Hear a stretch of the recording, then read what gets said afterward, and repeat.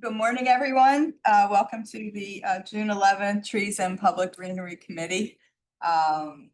The first order of business is the acceptance of minutes from the May meeting. Has everyone had a chance to review?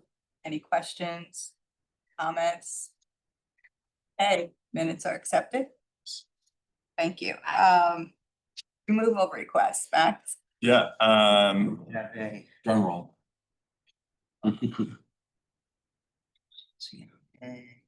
You share, hold on. Share. Wow, Peter, this is quite a learning curve, huh? No, Sit at home and. their learning curve, it's more of a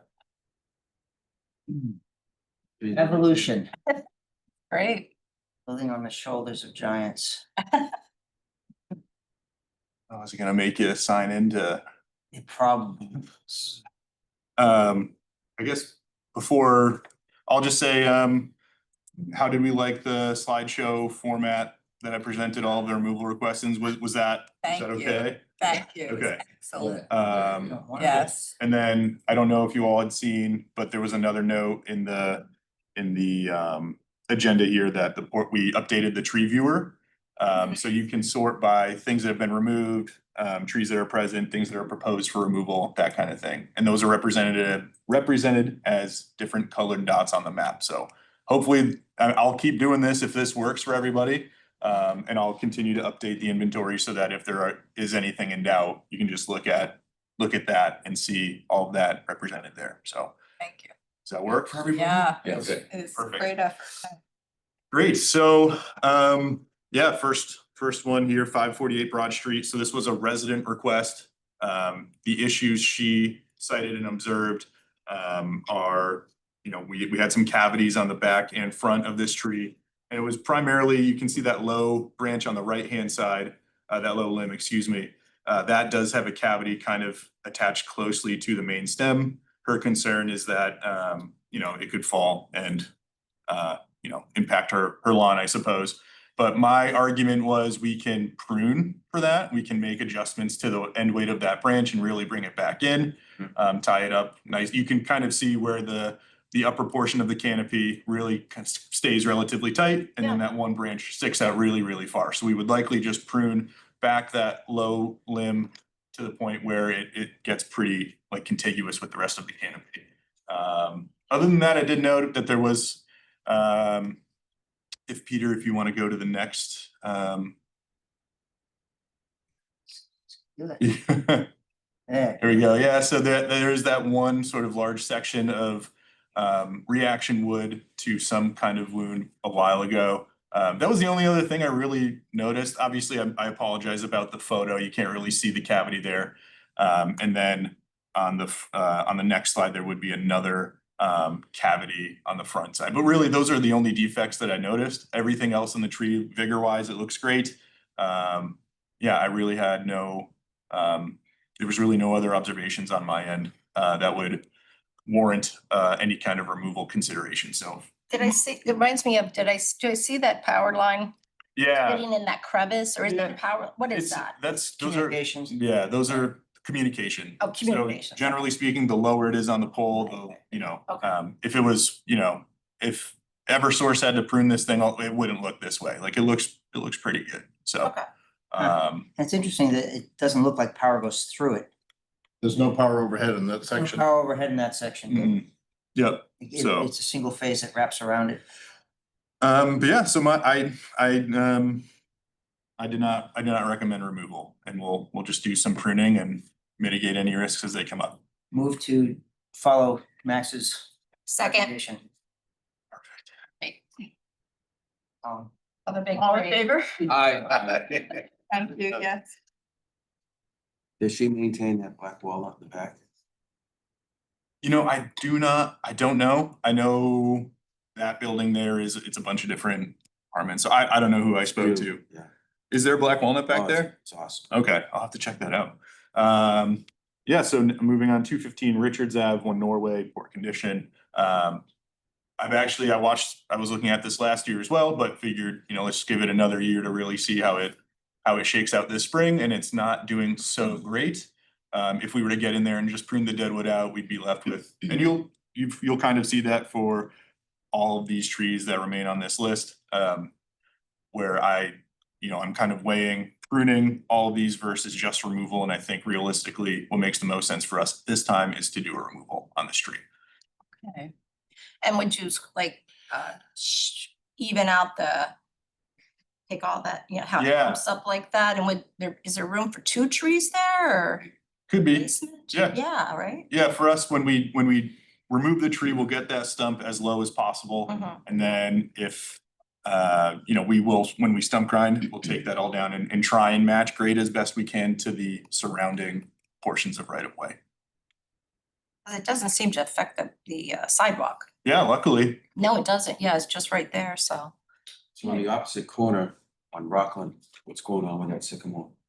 I saw that too. Yeah, that, we were speaking before the meeting about how some of the sycamore and London plane are looking.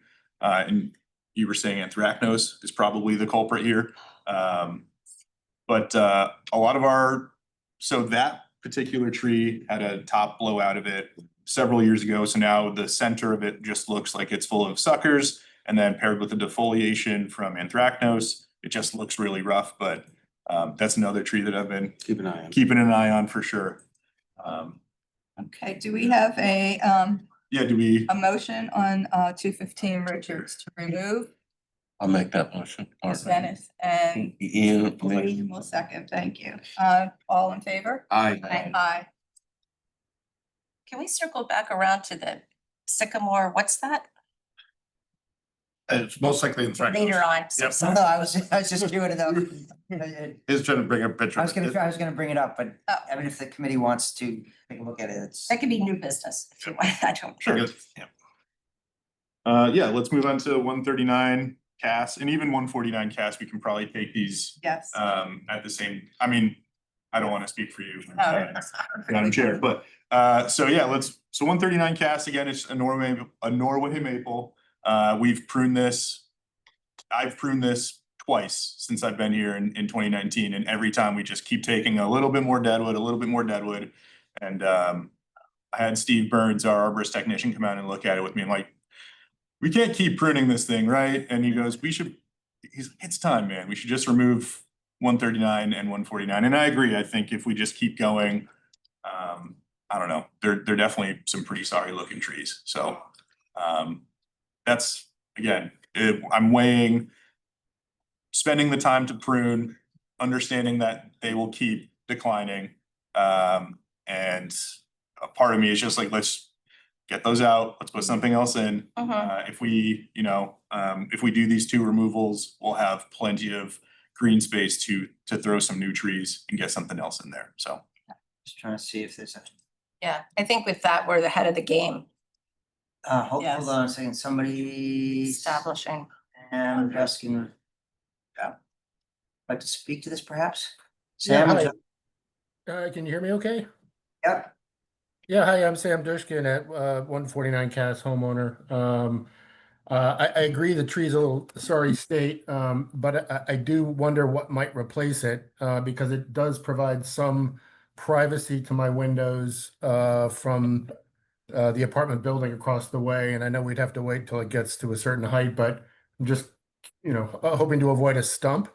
And that's a pretty tough grade in that particular stretch of curb. It's about, I don't know, 35, maybe 40 degrees.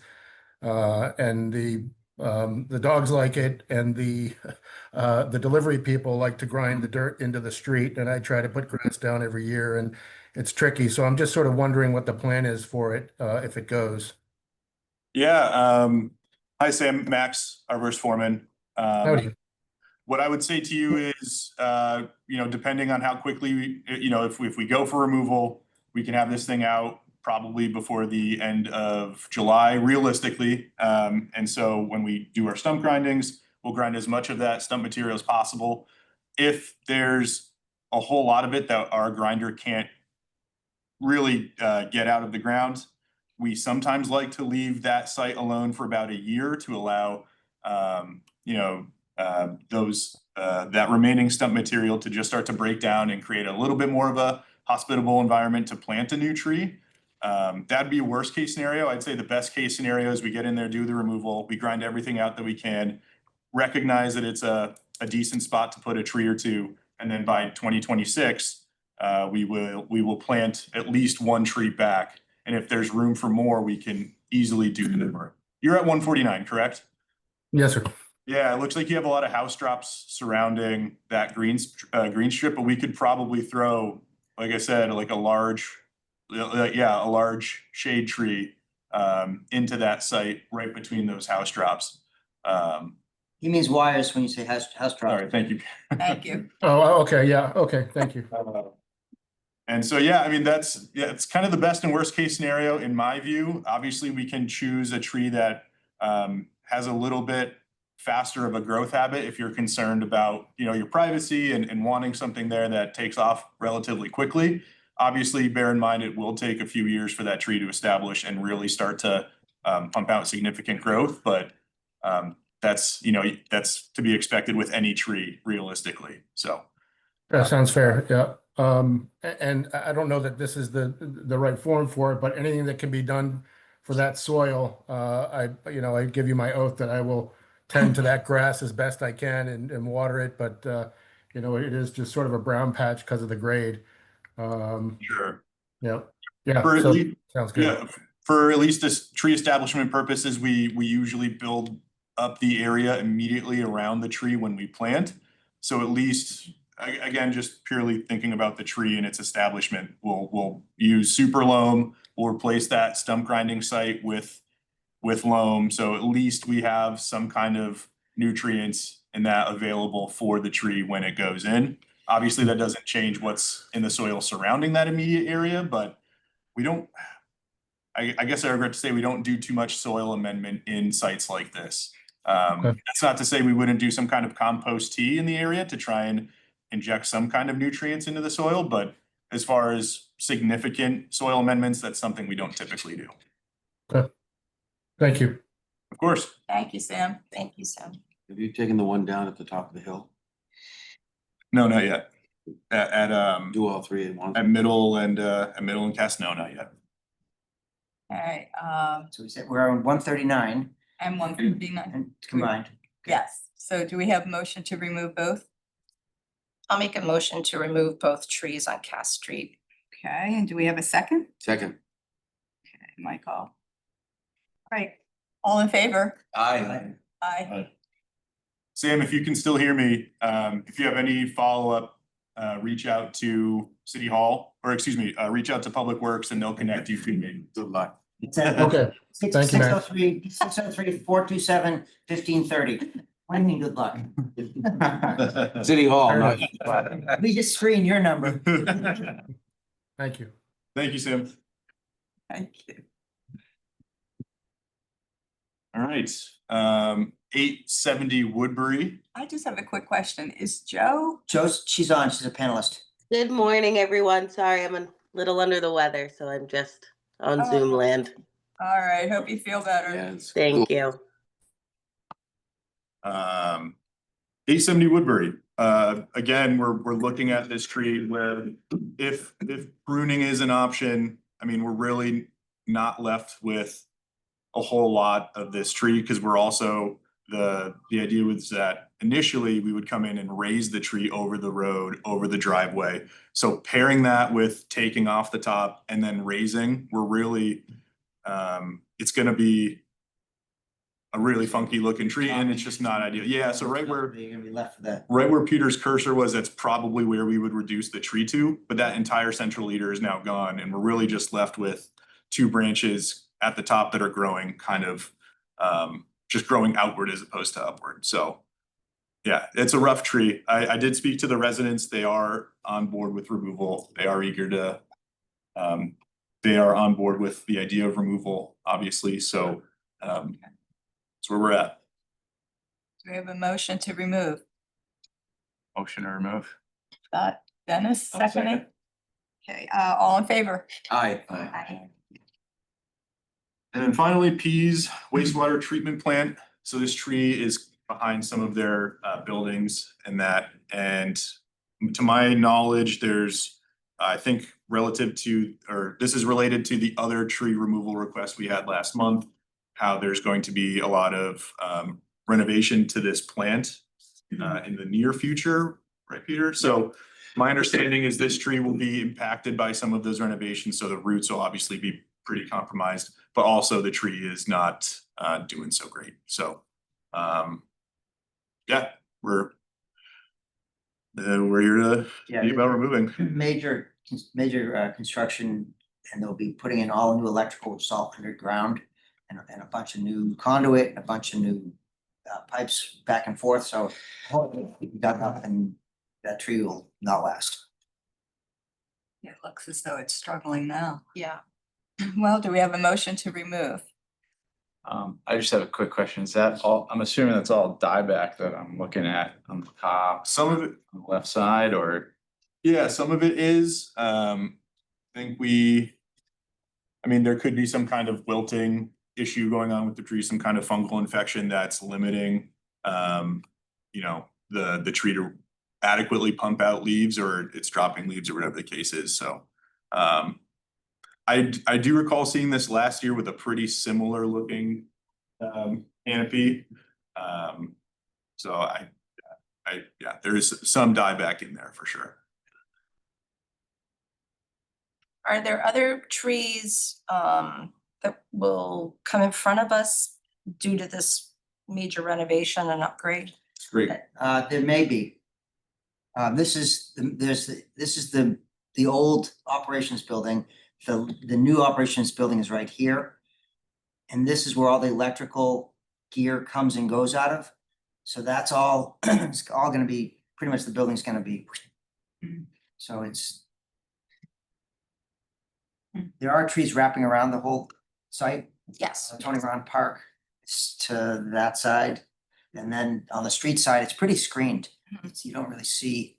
I think we approved removing a tree last month Yes. on the front side where the main line comes in. And I'll say they have planted trees at this site, but it's more along the fence, inside of the fence, as opposed to mixed in with all of their infrastructure and buildings and that. So they recognize that, you know, trees are, they're putting trees back in, but obviously they don't want them mixed in with all of their expensive equipment and facilities and that. Motion to remove? So moved. I'll make that motion. I I'll second. second it. Okay, which is which? Peter moved it and Deb Deb seconded. Thank you. All in favor? Aye. Aye. That stop sharing. Okay, new business. Any new business? Well, I think we want to circle back around to what kind of disease and fungi and all that coming down the track up here in New Hampshire. Without, and it's been here for years, without testing, I can't prove it, but the thing that hits maples, London plane trees and everything else this time of year, wet springs, usually you need a little bit of a warm spell and a kind of a cool spell. Mark reminded me that we did have our warm spell, I just don't think it would have been too cool, anthracnose. So it hits the leaves after they've been out, the tree knows it.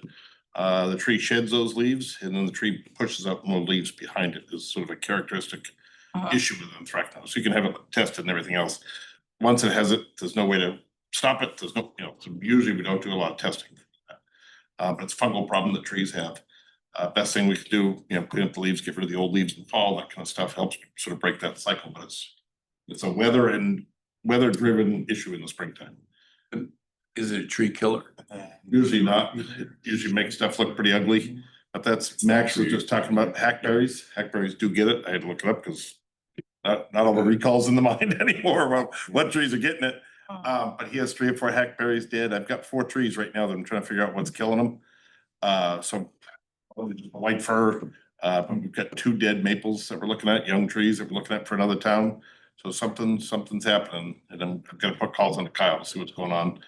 UNH had a pathology lab. I don't know whether they still do or not, so I'm gonna check in to see whether we're gonna pull some samples. Anthracnose, it reliefs. The sycamores over by Buzzy's gas station there. Yep. Those Cut are mansion. famous for it, and they're huge sycamore trees. And we used to get calls because leaves would just drop like tomorrow. But then you give them a few days and they come right back, but those are big, beautiful sycamores over there. And who is Kyle? Kyle's our entomologist for our agency, so I'm gonna ask him to see if he's getting enough calls on, something that's going around. Let us know. What's the status of the beach? Not good, and getting worse. It's actually, in Kyle's opinion, again, it's gonna be worse and faster as a problem than emerald ash borer was. And we haven't seen anything like emerald ash borer in decades. Emerald ash borer is a, good tree killer. We know it kills ash, you either treat them or not. Right now, the treatment for beech, is extremely costly. There's one chemical, one company that has proprietary rights on it. And you have to treat basically every year, every 2 years. So trees are gonna be lost. And there's acres of trees. If you haven't been down through Rye or anything else, just take a ride down through Rye. Yeah. They're loaded with beech trees. We've been getting tons of calls. Their leaves are actually starting to brown and turn and crinkle up. So it's hard to determine if it's just beech leaf disease or some other problems. When you're looking at a beech leaf, I say it looks like piano keys. My other guys don't believe me, but basically each segment within the beech leaf, one gets dark, couple get dark, couple get light, couple get dark. So it has that two-tone sort of camouflage look, but it's also causing the leaves to curl. So I don't know if something else is hitting these. But Rye, around their school, around their downtown, they're just loaded with beech trees, and there's acres of them that are done for it. The Langdon property. Yeah. I contacted Dave Stedman to ask about it. He doesn't think the European beaches are being impacted as greatly as the native beaches. Not as much, but they are still susceptible More to it. resilient, I think. And they is are, what he they are said. still gonna get it. Yes. Because it's just, with any problem, as soon as it, it's spread by a little tiny undistinguishable worm, nematode. So you're not gonna see it or anything. The problem is, how does that thing move? Our guys were originally doing some research to see if we were moving it on boots and mud and tires and, everything else. We dug up beech trees at my place and they sprayed muddy boot water on them and everything else. There's just a lot of research hasn't been done on it. It's relatively new, but it's really good at killing beech trees off. They won't make it after a couple of years. They don't have the ability to come back. I'll say there's nothing more glorious than a beech tree in full bloom, and there's nothing sadder than looking at a dead one, which I just saw at Newburyport High School alongside the parking area, just gone. And it's Really spread, sad. we just got this in New Hampshire within the last 3 or 4 years. It might have been here before we, our staff really found it, but they were just doing research on this Mere Brook 3 or 4 years ago. And it's spreading like crazy. Oh, wow. And is there anything else? Nothing else out on the radar, typical stuff that, regular caterpillars, insects, that kind of stuff. We haven't had aphid calls this spring, hardly at all. Usually springtime is, you get seeing aphids. We haven't seen any of those problems. I think the rain's actually been helping us with a lot of insects. It hasn't been warm enough to get stuff going. Any other old business? We have- Oh, sorry. I'd like to compliment Peter on his, what I considered to be your wisdom by politically planning out that catalpa tree back to the Board of Adjustment, Yes. and it was denied. Yes, So. Yep. I think we saved the tree. yes, thank you. Well, no, It's a team effort. Put the ball back in their court. Yeah, You want this, you're gonna pay to take the tree down, whether that persuaded them not to pursue this garage or whatever they want, but I his appreciate request that was too. denied. I did make a note saying that they could still request it outside of that if they still believe the tree to be hazardous or not, not healthy or whatever the case is, but They have to come back to yeah, us. I would consider that a separate removal request. Yes. Okay. The only other bit of new business that I have, we have an audience member. His name is Nathaniel Swanson. Nate, you want to come up can introduce yourself? But he is our intern for the summer. Yes. So yeah, Nate, why don't you, introduce yourself to the committee? My name is Daniel Swanson. I just graduated from the University of Maine, a double major in environmental science and economics and a minor in climate science. And kind of like this stuff. I'm interested in environmental planning, so coming in and seeing like committee meetings is pretty cool to gain like a background knowledge of things. I'm from Massachusetts, so it's a 40-minute drive up here. Not bad. We won't hold that against you. Nate will be helping us with a lot of our compost tea brewing. I'm still waiting on components of that. But once that's up and running, he will be kind of running that show. And then we're gonna have him doing a lot of inventory work as well. So I'll have him go out, canvass parks, canvass neighborhoods, and just make sure that our inventory is as up to date as it can be. And besides that, he can be working with the tree crew. He'll be watering trees for us, the 160 some odd trees we planted this year and all those from last year. So we will keep him very busy. Thank you. We are happy to have you. We are. You're welcome. Yeah. So this is good for you for urban forest. That's a sort of a slant of what you are looking for. Yeah, I did a lot of urban forestry my freshman year through Bartlett Tree Experts, but that was more like residential, so I didn't get a lot of like the city background. Great. And everywhere I go, I see a new tree, a new tree, a new tree. It's wonderful. I mean, it really, the city looks beautiful, I think. It really does. Islington, it softens Islington so much. The trees, and they're really thriving. Yes. Yeah, they're doing good. It's amazing. I don't know what to expect. One in front of Papa John's. Yes. Yeah. After he was doing great. Yeah. It's a tough environment out there, but it's really, what a difference. It makes it just more of a gentle street again. Any other news? Anything for discussion? There was a question about. Right? Oh, yes. Yeah, so that is I think that's Rockland. So that is one of our London Plains, Sycamore. It's hard to, Richards, one of Richardson Rock. so that's, Yeah, if we plan it, it's a lot of plain trees. okay. Peter Haynes' house. So that's opposite of the 215 Richards Ave removal that we just approved. As you can kind of see right in the middle, we had a tear out at one point. This was before my time. So what's kind of replacing that are a bunch of small suckers or water sprouts. And then really, I think what was highlighted this morning was the fact that it's kind of defoliated, likely from, again, anthracnose. But the tree it just looks funky because of that, and then also the missing central leader. So, but yeah, I'm waiting to see there were some that defoliated down in Market Square this year. That one by Ali Jewelers, that one's coming back okay. There's another one right where the Starbucks used to be, still in Market Square. So yeah, we're keeping an eye on all of those trees for now. So those Siberian elm trees. Oh, okay, those are, okay, Opposite that property on the Miller, left? yeah, okay. Oh, sure.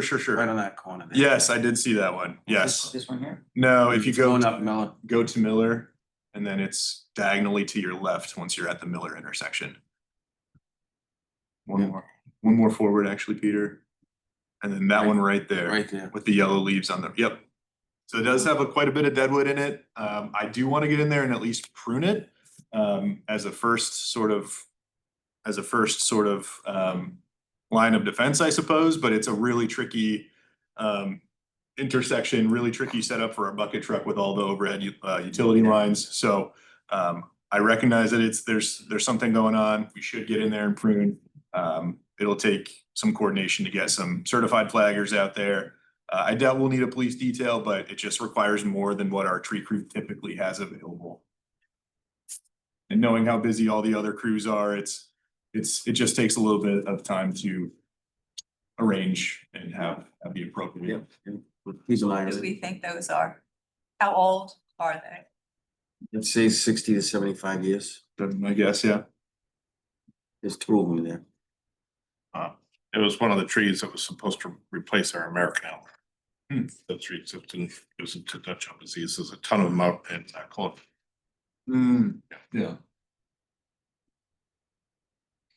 And so Peter, one more time, since we're at that time of the year, residents are responsible for the medians in front of their homes as far as management and because we don't really in our budget have, those resources to take care of that. So It's always a good time to talk about it. technically, they're not responsible for that. The state's laws are clear relative to city property. We cannot direct residents to be responsible for property that they don't own. That includes sidewalk maintenance and, like wintertime, shoveling sidewalks, snowplow. It's the responsibility of the city. We do not budget for routine maintenance of those green strips, and residents typically take them on because of house pride and but there are residents that choose not to do anything and let it go to hay. We'll come by once or twice a summer and knock it back. It's not our policy to manicure it and give people, greens quality lawns. Okay. I always like to clarify that as people will talk to me about that sometimes when people, because on Cabot Street, we have a mix of renters and owners and absentee landlords, and so Yeah, it can get kind of ratty in there sometimes. it can. Okay. Anything else? No? Meeting adjourned? Yes, Good. Michael? Second. Motion to. Motion to adjourn, thank you. Mike, she's looking at you. You gotta take that